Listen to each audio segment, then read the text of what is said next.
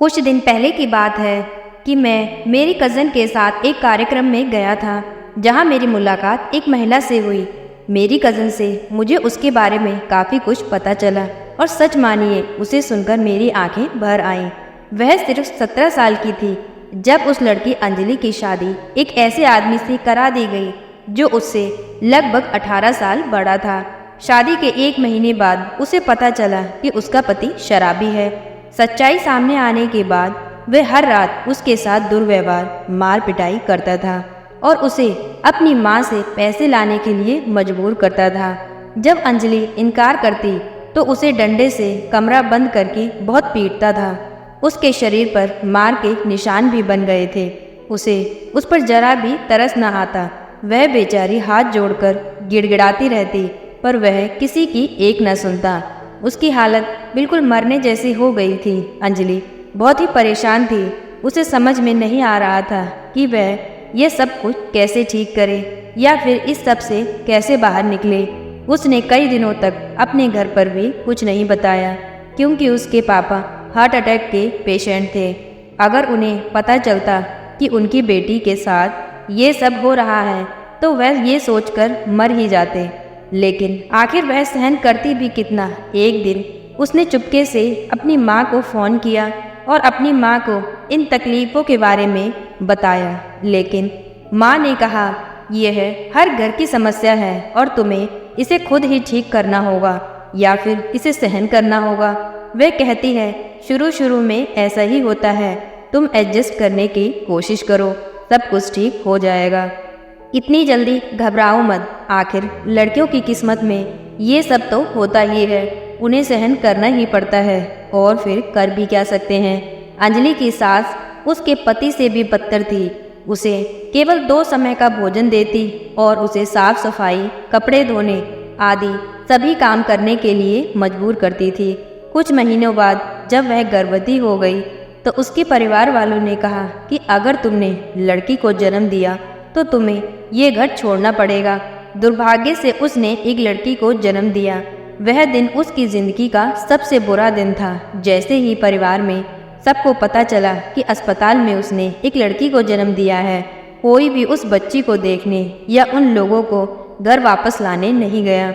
अस्पताल में अंजलि अकेली अपनी छोटी सी बच्ची के साथ थी। उस बेचारी पर क्या गुजर रही होगी, इसका घर वालों को तनिक भी अंदाज़ा नहीं था। सरकारी अस्पताल में पड़ी पड़ी बेचारी तड़प रही थी। जब उसे ससुराल वालों के पक्ष का कोई भी वहाँ नहीं दिखा तो उसने फ़ोन से अपनी एक दोस्त को वहाँ बुलाया। उसने अंजलि को अस्पताल से छुट्टी दिलवाकर उसके ससुराल में लेकर गई और जब दरवाज़ा खोला तो सभी लोग अपने अपने कामों में व्यस्त थे। किसी ने अंजलि या उसके बच्चे की तरफ देखा भी नहीं। उसकी दोस्त उसे कमरे तक छोड़कर वापस अपने घर चली गई। घर में किसी ने उससे बात तक नहीं की। वह पूरे दिन अपनी बच्ची को लेकर कमरे में पड़ी रही।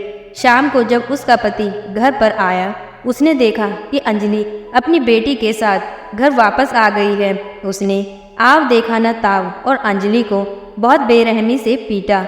उसने ये बिना सोचे कि अभी तो उस बच्ची को जन्म दिए मात्र 4 दिन हुए थे और वह कहता कि तेरी हिम्मत कैसे हुई इस मनहूस को लेकर इस घर में घुसने की।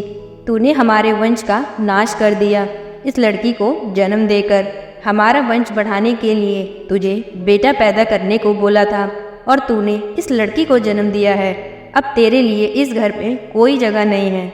अंजलि रोती रही, गिड़गिड़ाती रही पर उसने उसकी एक न सुनी और उससे सीधे मुंह बात न की और उसके बारे में पति को भी उस पर उस दिन तरस न आया। ऐसे में कोई क्या करेगा। अंजलि ने आत्महत्या के बारे में सोचा लेकिन उस बच्ची के चेहरे ने उसे रोक दिया। वह जानती है कि उसे अपनी बच्ची को सफल बनाने के लिए कड़ी मेहनत करनी होगी। उसने सोचा कि वह पढ़ी लिखी है, आत्महत्या करना तो कायरों का काम है और अंजलि कायर नहीं है। वह जिएगी और अपनी ज़िंदगी अच्छे से जिएगी और अपनी बच्ची के लिए जिएगी। अपनी बच्ची को एक अच्छी ज़िंदगी देगी जो उसे ना मिली, पर वह अपनी बच्ची को वह सब कुछ देगी और सिर्फ अपने दम पर। और उस रात उसने निर्णय लिया कि अगले ही दिन उसने अपना ससुराल छोड़ दिया। अंजलि की एक बहुत अच्छी दोस्त थी जो कि पीजी में रहती थी। वह कुछ दिन के लिए उसके यहाँ चली गई। वह एक लोकल सा एरिया था। अंजलि को सिलाई बहुत अच्छी तरह से करनी आती थी, इसलिए सिलाई करने के लिए उसे एक मशीन की ज़रूरत थी। इसके लिए अंजलि ने अपने कानों की बालियां बेच दी, जो उसे एकमात्र सोने का गहना थी। उन्हें बेचकर जो पैसे मिले, उन पैसों से अंजलि ने एक अच्छी सी सिलाई मशीन खरीद ली। फिर उसने घर पर ही सिलाई करना शुरू कर दिया। वह आसपास के सभी औरतों की सिलाई करने लगी और धीरे धीरे करके पैसे इकट्ठे करके उसने अपना अलग घर किराए पर ले लिया और उसने वह रोजाना 5 से 6 घंटे काम किया। प्रतिदिन 500 रुपये रोजाना कमाने में सक्षम हो गई, जो उसके बच्चे के पालने के लिए पर्याप्त थे।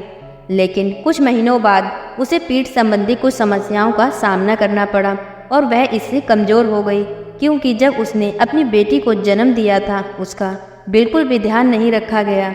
इस वजह से उसका शरीर भी बहुत कमज़ोर हो गया था।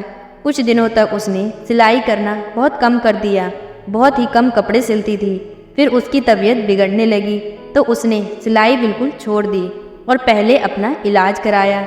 जब वह पूरी तरह से ठीक हो गई तो वह फिर से तैयार थी अपनी लड़ाई लड़ने के लिए, एक नई एनर्जी के साथ। और अब उसने घर में सिलाई करने के अलावा अपनी एक छोटी सी किराए की दुकान खरीद ली और वहाँ पर उसने 2 लोग काम पर भी रख लिए और अपना छोटा सा एक बुटीक खोला। वहाँ पर वह डिज़ाइनर सिलाई के कपड़े आते और सिलाई खुद करने की ज़रूरत नहीं थी। उसने सिलाई करने वाले टेलर रखे हुए थे, वह सिर्फ उनका डिज़ाइन बताती थी। धीरे धीरे उसका काम इतना अच्छा हो गया और उसने किराए के घर से अपना एक छोटा सा घर भी खरीद लिया और अब वह फाइनेंशियली व्यवस्थित थी। उसका अपना घर है, उसकी बेटी भी एक अच्छे स्कूल में पढ़ने के लिए जाती है। घर में काम करने के लिए एक नौकरानी भी रखी हुई है। अंजलि ने अकेले ही ये सब कुछ करके दिखाया। उसने ये साबित किया कि यह ज़रूरी नहीं कि शादी के बाद हर लड़की अपने पति पर आश्रित हो या अच्छा पति न होने पर उसके साथ कॉम्प्रोमाइज़ करना ही पड़ेगा। हम अपनी एक अलग दुनिया भी बसा सकते हैं। बेशक हमें अपनी शर्तों पर जीना आना चाहिए। इस तरह उसने अपनी बेटी की शिक्षा का प्रबंधन किया और अपने बच्चों के जीवन को आसान बनाने के लिए कई काम किए। वह जानती है कि भगवान केवल उन्हीं की मदद करते हैं जो कड़ी मेहनत करते हैं। मैं कल उनकी बेटी से मिली और काफ़ी खुश हुई, क्योंकि मुझे पता चला उसने हायर सेकेंडरी में 98% अंक हासिल किए और वह डॉक्टर बनना चाहती है।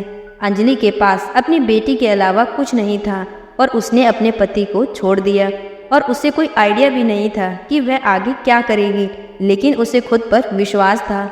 दोस्तों, आजकल थोड़ी सी समस्या आई नहीं कि लोग हार मान लेते हैं, डिप्रेस्ड हो जाते हैं या अपने जीवन को समाप्त करने की सोचते हैं। हमें इस स्ट्रॉन्ग महिला के जीवन से संघर्ष की प्रेरणा लेनी चाहिए और इस बात को स्वीकार करना चाहिए कि संघर्ष ही असली जीवन होता है।